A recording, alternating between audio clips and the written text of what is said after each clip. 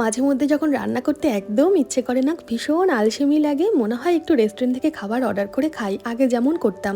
তারপর ওই খাবারটা খাওয়ার পর মনে হতো, ইস কেন অর্ডার করলাম, বাড়িতেই যদি একটু আলু সিদ্ধ ভাতও বসিয়ে দিতাম, ওটা তৃপ্তি করে খেতাম। খুব বিপাকে না পড়লে এখন আর বাইরের খাবার খাই না। আজকে সমস্ত আলসেমি ঝেড়ে নিজের জন্য যে রান্নাগুলো করেছি সেগুলো হলো গরম গরম ভাতের সাথে আলু ভাজা, পটল ভাজা, বেগুন ভাজা আর একটু তেঁতুর ডাল। কাঁচা মুগ ডালটা সেদ্ধ করে উচ্ছেটা ভেজে রাঁধুনি আর আদা বাটা ফোড়নে দিয়ে ওই মুগের ডালটা করেছি।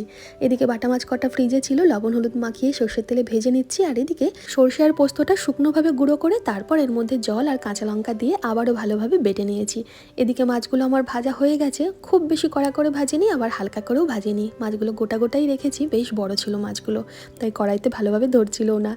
সর্ষের তেল আরেকটু দিয়ে কড়াইয়ে একটু কালো জিরে ফোড়নে দিয়ে হলুদ লঙ্কার গুঁড়ো আর সামান্য জল দিয়ে মশলাটা কষিয়ে মশলার থেকে তেল ছাড়লে দিয়ে দিচ্ছি সর্ষে পোস্ত লঙ্কা বাটা। এরপর সর্ষে পোস্ত লঙ্কা বাটাটাও একটু কষিয়ে নিয়ে পরিমাণ মতন জল দিয়ে দিলাম ঝোলের জন্য। ঝোলটা ভালোভাবে ফুটে উঠলে দিয়ে দেবো এর মধ্যে পরিমাণ মতন লবণ।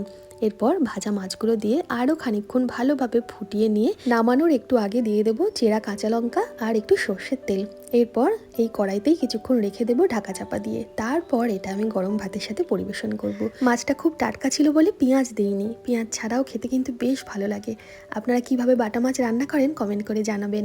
এই মাছটাই দুটো রাখলাম, শেষ পাতে খাওয়ার জন্য একটু টমেটো চাটনি করেছিলাম সেটা রাখলাম, সাথে 1 গ্লাস চাল তো আছেই। কেমন লাগলো আপনাদের আজকের লাঞ্চের থালার আইডিয়া অবশ্যই কমেন্ট করে জানাবেন। ভালো লাগলে একটা লাইক আর শেয়ার করতে ভুলবেন না। ধন্যবাদ।